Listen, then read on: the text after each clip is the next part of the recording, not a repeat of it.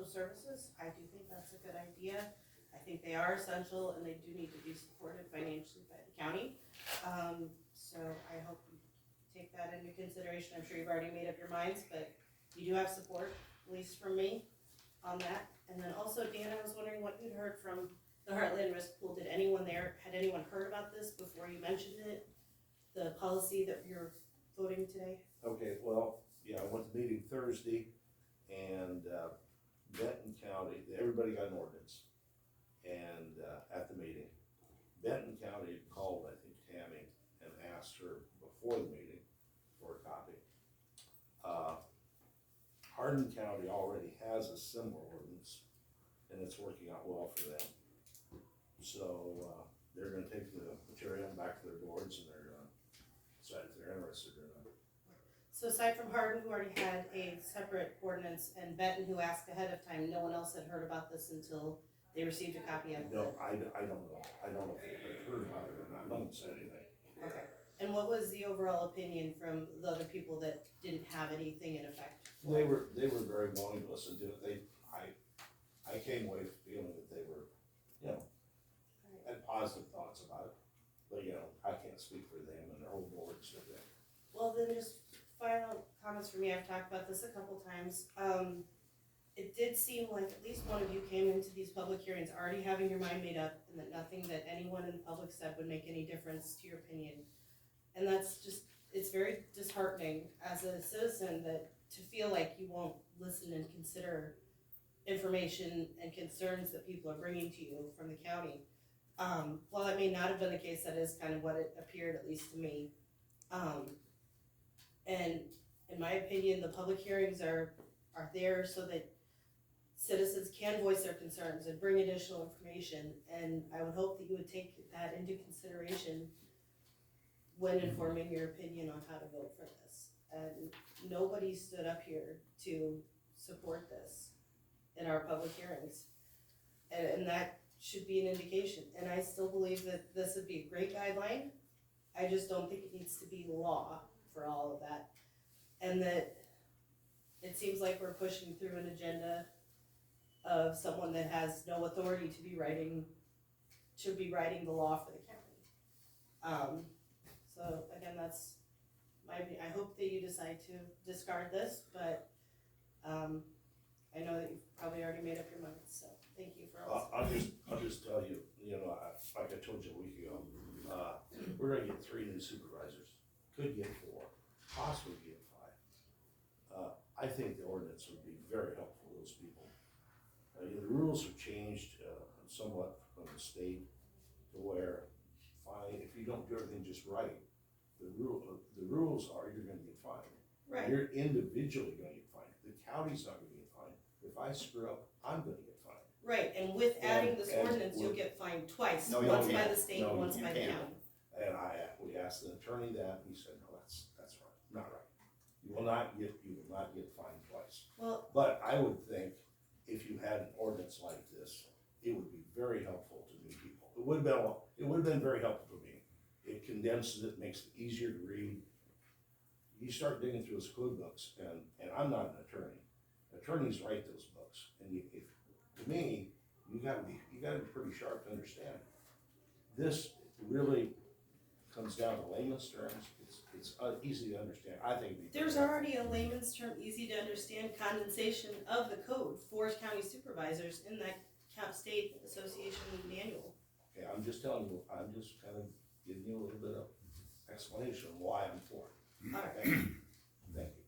Well, Kurt, I did send you a screenshot of what the code does say as far as taking it out of the code to make it a county ordinance or law. And it seems to me, in my interpretation, that the only reason you would do that is so that you couldn't incur county infractions in addition to the state infractions. So I still feel like it's mentioned before that it'd work better as a guidebook or a handbook or a manual, and it shouldn't be needed as an additional law. Thank you for your Thank you. opinion, Marty.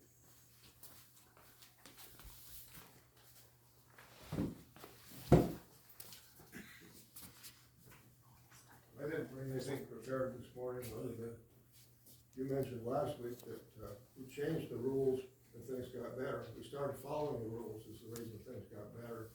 And so they're pretty good now. And if you make this, instead of an ordinance that had law behind it and rules that you would have to follow and get fined, pass it as a guidebook or whatever you wanna call it, a guidelines. It'll be doing the same thing for the new supervisors. They can read it, it's easy to read. They'll know what they're supposed to do and follow it. It does not have to be something that's a hammer that tells them that they could get fined. It works both ways for the public and it works for the supervisors. There's things that the supervisors have to do too. Thanks, Al.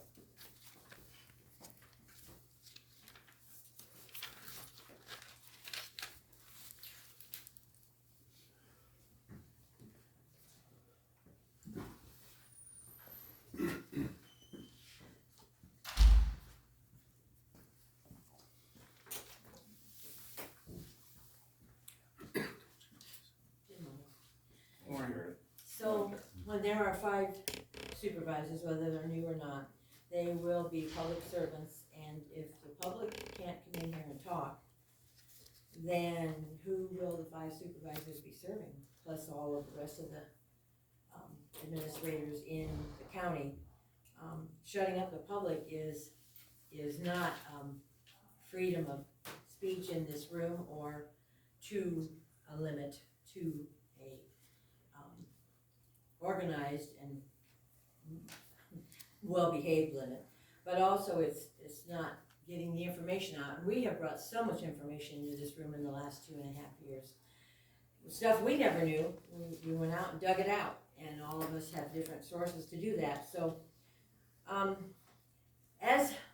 when I'm at home or on the road and I'm listening to what's going on the news, it is easy to think that this is a total waste of our time, because everything that's going on in the world and in this country right now is really out of our control. So it feels like we're not gonna have peace, quiet, and freedom much longer. That's what it feels like. So it feels like sometimes that it's just really hard to come in here and do all of this.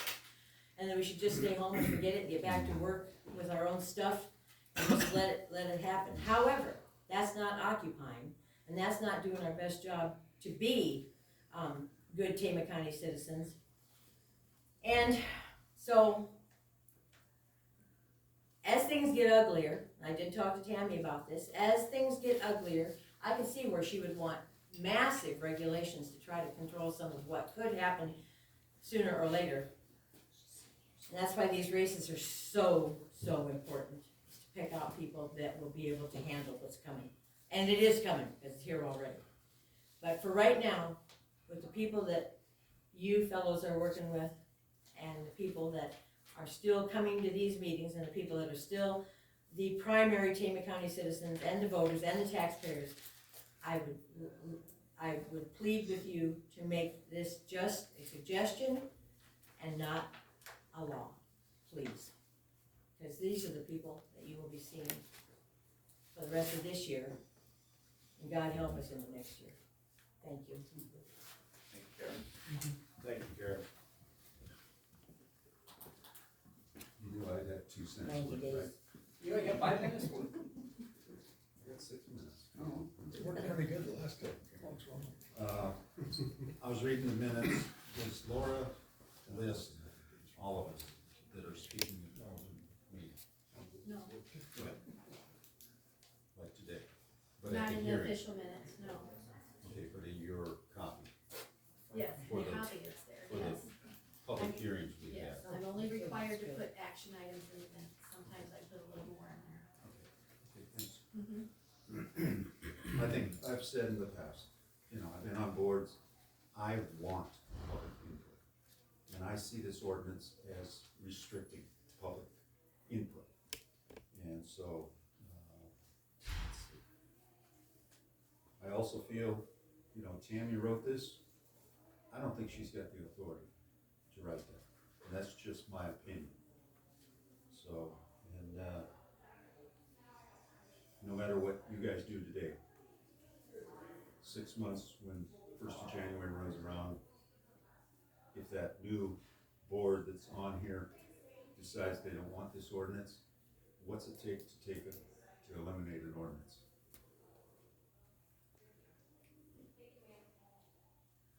I don't know, Richard, if you're asking me, I don't Okay. know. But I'm sure That can be done. I'm sure it can be done. It can be done.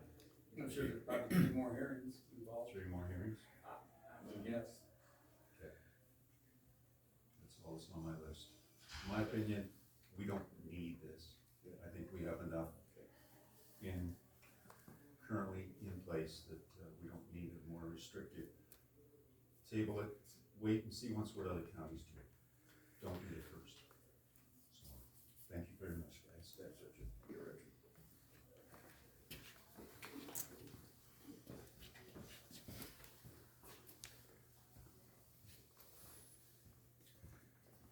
David Turner, Tama County. I wasn't planning on talking again, but I'm very opposed to any new laws, particularly when they double and they cover existing code. As I've stated before, I think this is a great checklist. And if I'm elected, I would use it. But I do not believe that we should be making any more laws, because when I went through the police academy, when I studied constitutional law, it was beat into our heads.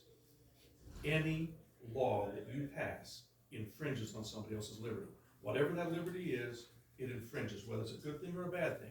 You need to take that into account. I suggest, again, like Richard said, let's table this and consider it, see what other counties are doing, but I do not believe you should pass an ordinance. Thank you.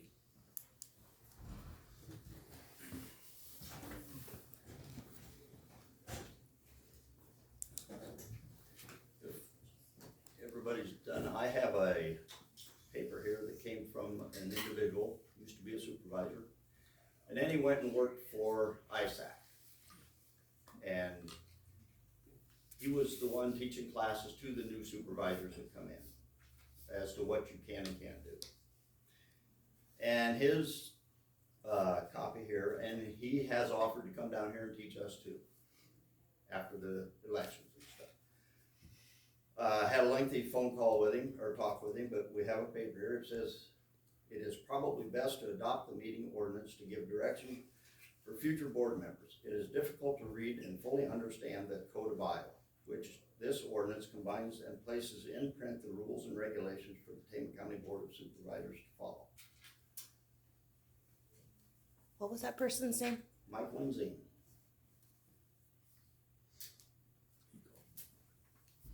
And he has done a lot for the supervisors of Iowa. He's an advocate down in Des Moines for supervisors.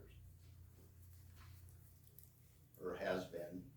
There's no reason why this couldn't be tabled today until the new supervisors are on board, and then if things have changed significantly in Iowa and in the counties and in particularly Tama County, it could be brought back up again with the new supervisors. Because you guys might be setting something up for, that's going to affect us, but it may not affect any of you three, which that just speaks to unfairness right there, because we will still be here, but who knows how many of you guys will be. I'm not saying anything about whether you will or won't, I'm just saying what you're doing today affects all of us almost more than it affects you guys. Had he read the entire policy or just been given a summary by you? He had read the policy. Okay, we're gonna have to move on today. We got, keep on schedule.